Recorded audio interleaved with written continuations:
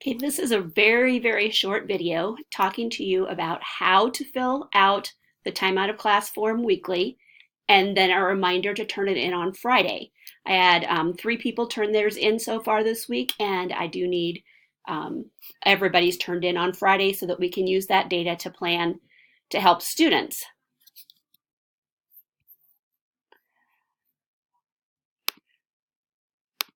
Okay, so the form looks like this.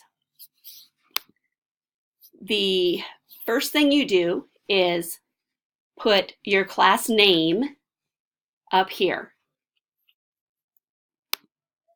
The next thing you do is put the week. So this should say, for last week, it should say 11/4.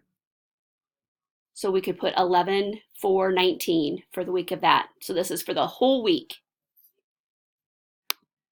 Then for that week, each kid writes their name one time.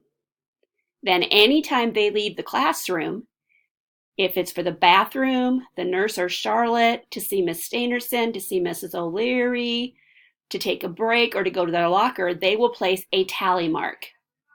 So each week you will only need to turn in 1, possibly 2 sheets, depending on how large your class is.